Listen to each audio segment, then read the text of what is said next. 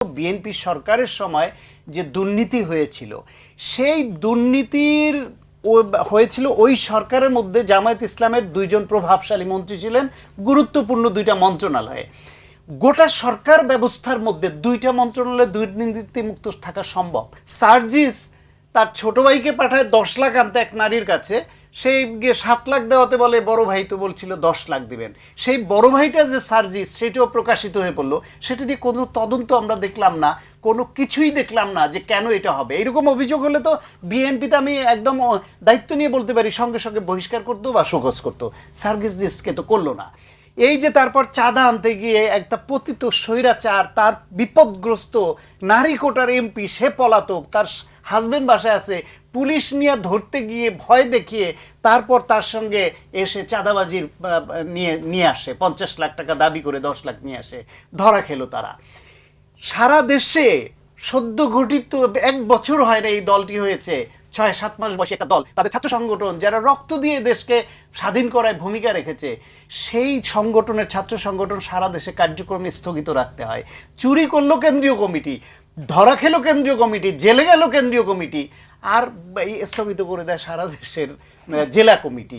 কেন্দ্রীয় কমিটি চোররা বহাল থাকবে, চোরদের যারা লালন পালন কর্তা তারা বহাল থাকবে, আর সারা দেশে স্থগিত করে দিল। মাহফুজ আবার যেটা বললো, যেটা রাশেদ যে কথা লিখেছে, অনেকরা আমি এরকম দেখেছি মাহফুজের ওই স্ট্যাটাসের স্ক্রিনশট দিয়ে সঙ্গে সঙ্গে দিয়ে বলেছে, মাহফুজের এটার ইনিশিয়াল যে স্ট্যাটাস সেটার স্ক্রিনশট দিয়ে এটা রেখে দিলাম এবং কমেন্টে দিয়ে রাখলাম, কারণ তার বাতিক আছে যখন তখন এডিট করা এবং এটাকে অন্যরকম করে দেওয়া, ফলে এডিট করে দিলেও যাতে আগেরটা থেকে যায়।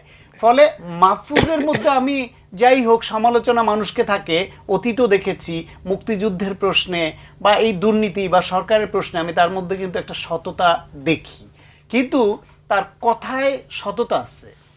যেমন ধরেন 2001 সাল থেকে 2006 সাল পর্যন্ত বিএনপি সরকারের সময় যে দুর্নীতি হয়েছিল সেই দুর্নীতির হয়েছিল ওই সরকারের মধ্যে জামায়াত ইসলামের দুইজন প্রভাবশালী মন্ত্রী ছিলেন গুরুত্বপূর্ণ দুইটা মন্ত্রণালয়ে। গোটা সরকার ব্যবস্থার মধ্যে দুইটা মন্ত্রণালয়ে দুর্নীতিমুক্ত থাকা সম্ভব।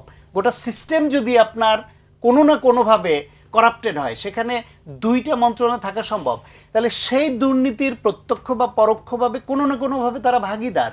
তারা কোনোদিন কিন্তু বলে নাই যে আমি পদত্যাগ করলাম, এই মন্ত্রিত্ব রাখবো না, এখানে দুর্নীতি হলে বা অনিয়ম হলে এইটা জামাতের দায় নিবে না, আমরা পদত্যাগ করলাম। 5 বছর ভোগ করেছে মন্ত্রিত্ব, 5 বছর সুবিধা ভোগ করেছে, নিজেদের লোকদেরকে সমাজ কল্যাণ মন্ত্রণালয়ের দায়িত্বে মন্ত্রী ছিলেন, বিভিন্ন জায়গায় পদায়ন করেছেন, সুবিধা দিয়েছেন।